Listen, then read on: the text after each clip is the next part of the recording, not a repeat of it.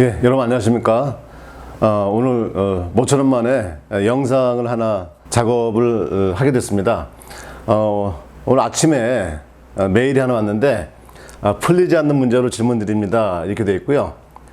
보낸 사람 문제 편집했습니다. 자, 교수님 안녕하세요. 덕분에 공부를 재밌게 하고 있는 소강생입니다. 복습하다가 궁금증이 생겨서 질의드립니다. 전력계통공학 페이지 164의 계산의 예를 가우스 자위대법이 아닌 뉴턴 랩슨법으로 풀 수도 있는지요? 자, 몇 번이나 해봐도 풀리지 않아서 부탁드립니다. 이런 내용이었습니다. 이 164페이지에 있는 것은 가우스 자위대법에 대한 선형 방정식을 풀어드렸던 이런 내용인데, 이것을 비선형 연립방정식의 해법인 뉴턴 랩슨법으로 풀 수도 있는 것이냐라고 하는 그런 질문인 거죠. 예, 요거 한번 여러분들과 함께 고민 한번 해보도록 하겠습니다. 자, 잠시 후에 풀어드리도록 하겠습니다.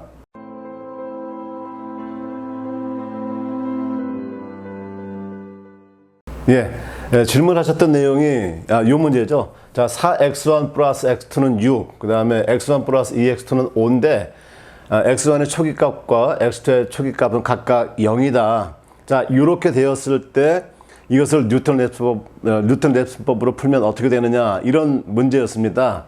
자, 이것은 정리를 하나 해보도록 하죠. 자, 먼저 이 자체가 하나의 함수로 정리가 되어야 됩니다.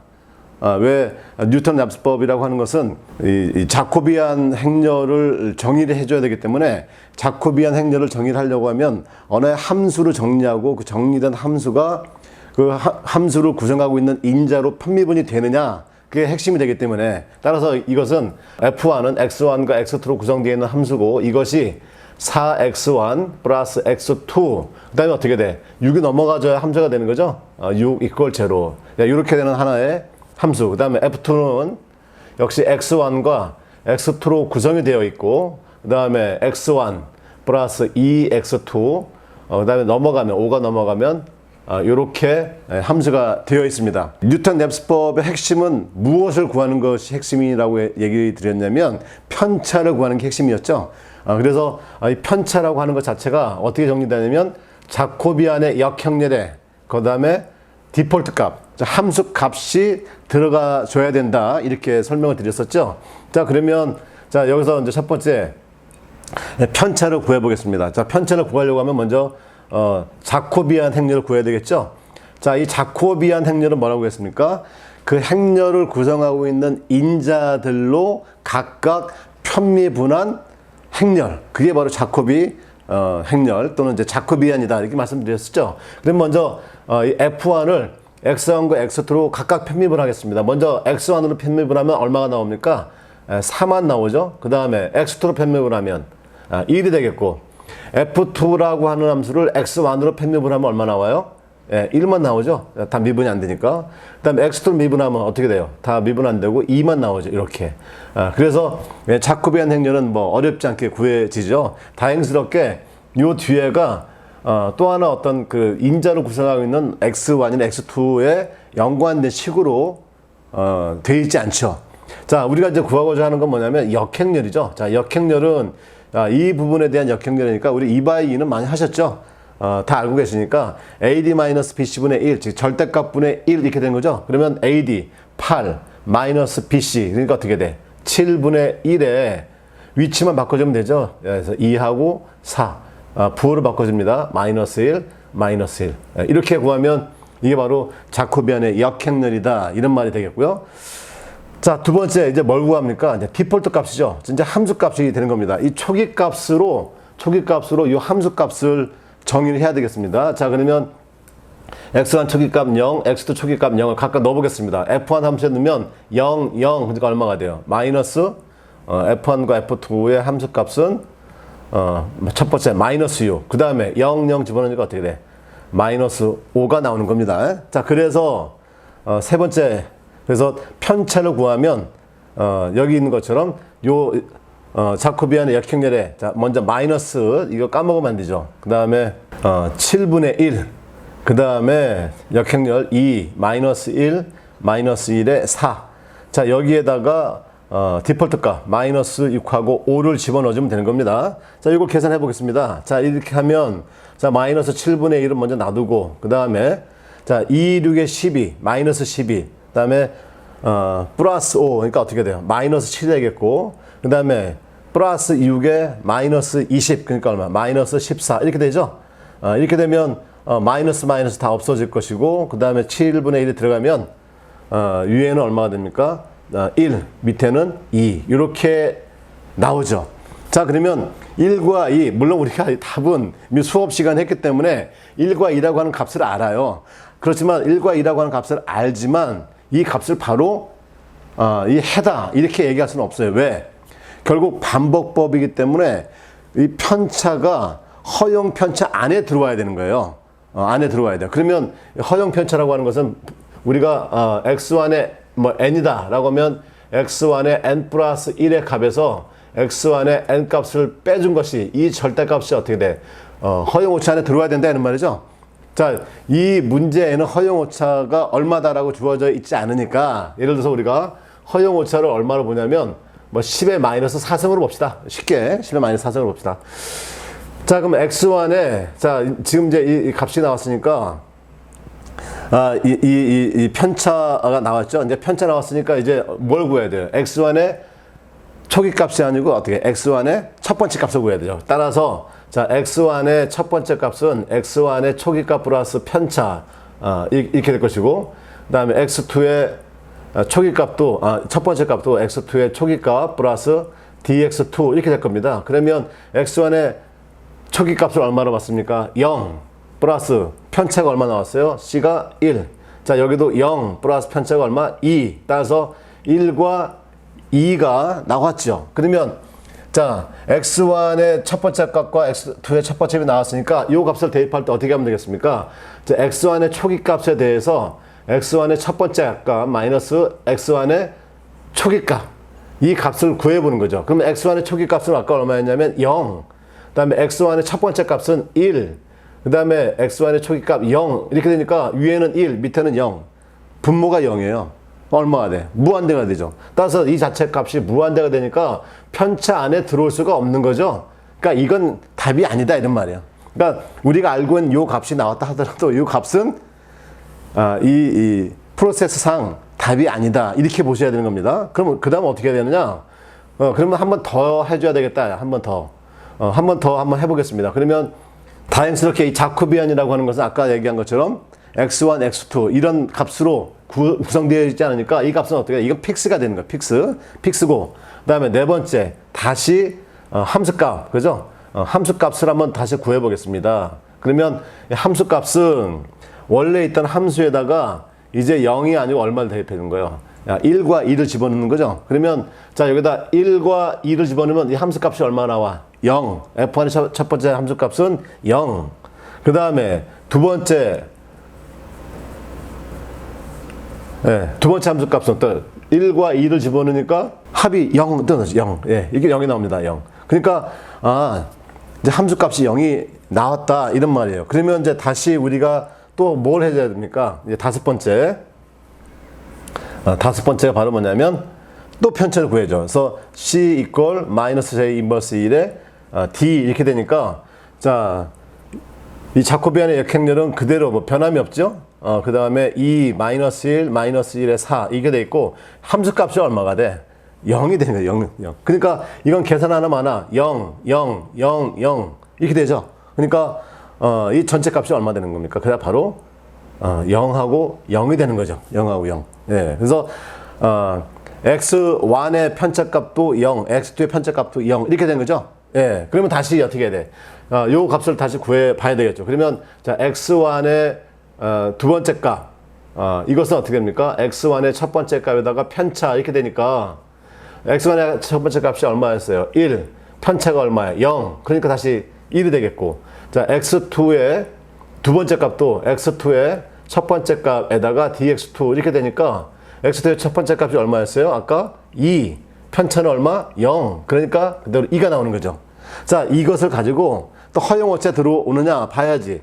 자, 그러면 x1의 첫 번째 값에 대해서 x1의 두 번째 값 마이너스 x1의 첫 번째 값 해보면 x1의 첫 번째 값 얼마였어요? 아까 1. x1의 두 번째 값 얼마? 1. x1의 첫 번째 값 얼마? 1. 값이 얼마? 0이죠.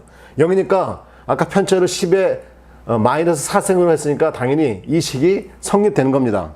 그 다음에 안 해봐도 자 여기 x2의 첫 번째, x2의 두 번째, x2의 첫 번째 값 넣으면 자 x2의 첫 번째 값이 얼마였어요? 아까 2.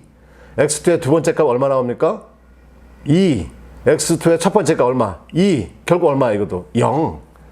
예, 그러니까 이 값은 허용 오차 안에 들어오니까 최종적으로 x1의 두 번째 값은 1, x2의 두 번째 값은 2. 요것이 바로 1과 2가 이 함수의 답이 된다. 이렇게 된다 이런 말이죠. 그래서 이 선형 방정식을 비선형 미방을 풀 수 있는 뉴턴 함수법을 풀면 당연히 문제가 풀리죠. 금방 풀렸죠. 자, 그 다음에 뭐 기왕 이제 하는 김에 이것도 한번 보시죠. 자, 그러면 이건 이제 뉴턴 함수법으로 풀어야 되죠. 왜?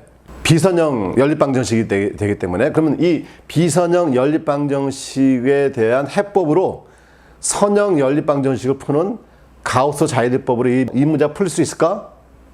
결론은 뭐겠습니까? 안 풀립니다. 풀어질 수가 없는 거죠. 그래도 이제 상식적으로 이제 안 풀린다는 거 알지만 한번 해보도록 하겠습니다.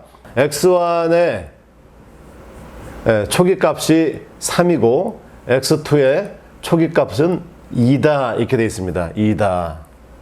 그러면 요 함수를 어떻게 되겠습니까? 그러면 f1의 함수는 먼저 x1으로 정리를 한번 해보시죠. 자, 그럼 먼저 x1으로 정리를 하겠습니다. 자, x1을 정리한다. 자, 이거 전부 다 넘겨주고 나중에 루트 씌우면 되겠죠? 그러면 넘어가면 3-2x2가 될 것이고 여기에 루트 이렇게 되겠죠? 이건 뭐 문제가 없습니다. 그 다음에 두 번째 거를 이제 x2로 정리를 하려고 하니까 그냥 정리가 안 됩니다. 그렇죠? 자, 여기도 x2가 있고 여기도 x2가 있으니까 이것이 먼저 x2로 하려고 하면 가로 열고 x1 마이너스 어떻게 돼? 3 x2 플러스 2 이퀄 제로니까 여기서는 어떻게 돼? 넘어가서 x2가 그때 정리되죠. 따라서 x2는 넘어가면 마이너스 2가 되었고 분모는 x1에 3x2 이렇게 됩니다. 물론 이걸 갖고 못 푸는 건 아니에요. 왜? x값을 집어넣으면 여기서 x2에 2차 방정식이 되니까 2차 방정식 관련된 x2 값을 풀어낼 수 있어요. 좀 복잡하지? 복잡하니까 이렇게 하지 말고 이렇게 하지 말고 위에 f1의 함수를 x2로 정리하고 f2라고 하는 함수를 x1으로 정리하고 뭐 이렇게 할 수 있는 겁니다. 자, 한번 해보겠습니다. 그러면 위에를 x2로 정리합시다. x2로 정리하면 2x2 남고 여기가 넘어가니까 어떻게 됩니까?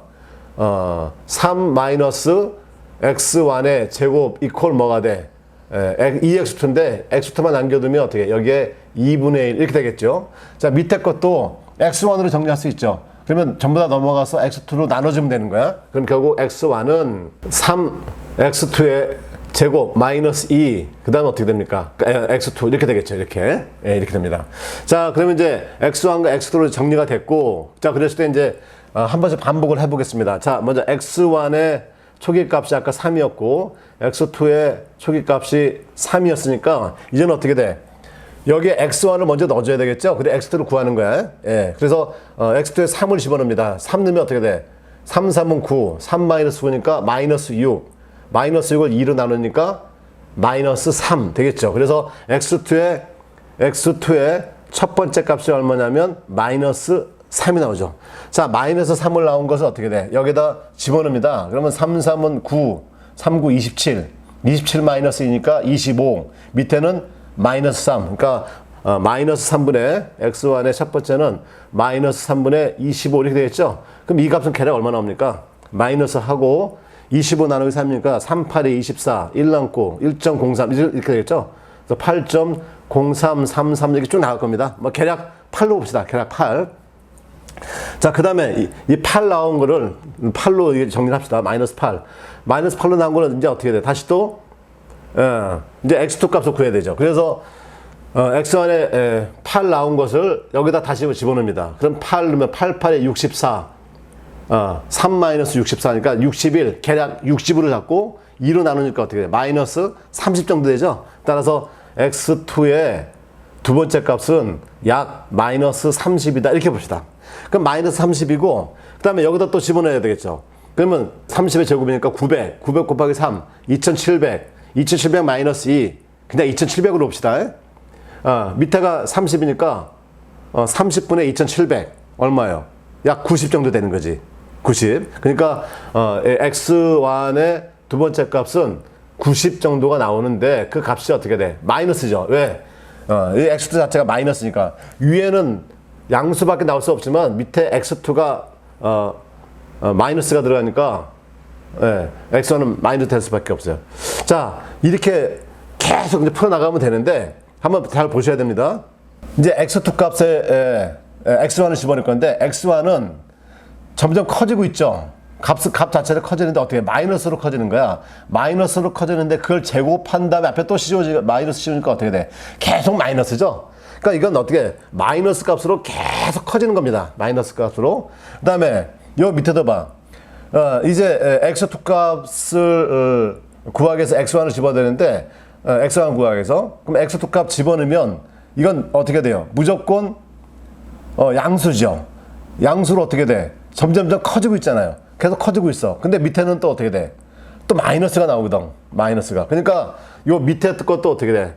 마이너스로 계속 커진다 이 말이죠. 그러면 우리가 아까 본 것처럼 수렴이 되느냐라고 판정을 해야 되는데 이러면 뭐 xi의 n승분의 xi의 n 플러스 1 마이너스 xi의 n승이 이 값이 어떻게 돼? 점점 계속 커지고 있어요. 그죠? 점점 커지고 그 커지는 것이 어때? 분모보다 크단 말이야. 분모보다 크니까 이 자체가 오차 안에 들어올 수가 있습니까? 들어오지 않는다고. 들어오지 않으니까 값 전체가 어떻게 됐어요? 계속 발산하는 거야. 그래서 값을 구할 수가 없다. 이렇게 되는 것이죠.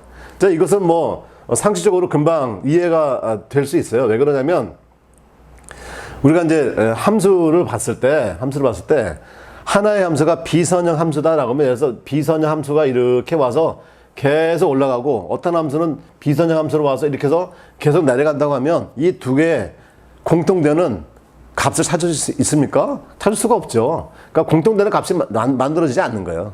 그러니까 기본적으로 이런 이 비선형에 대한 해법을 풀어내려고 하면 당연히 비선형 연립방정식을 풀 수 있는 해법으로 풀어야죠. 그러니까 비선형 연립방정식은 무조건 뉴턴 랩스법으로 풀어야 되고 그 다음에 선형 방정식에 대한 해법으로는 가우스 자연법도 가능하고 뉴턴 랍스법도 가능한 겁니다. 그렇죠? 왜? 비선형이라고 하는 것이 다 선형을 포함하고 있는 것이기 때문에 그래서 그 내용에 대해서 한번 풀어봤습니다. 오늘 질문 자체가 매우 재미있는 질문이죠. 여러분들도 한번 집에서 복습 겸해서 한번 저처럼 한번 풀어보시면 뉴턴 랍스법하고 가우스 자연법에 대해서 명확하게 좀 이해가 될 것이다. 이렇게 생각합니다. 자, 여러분 오늘도 수고 많으셨습니다.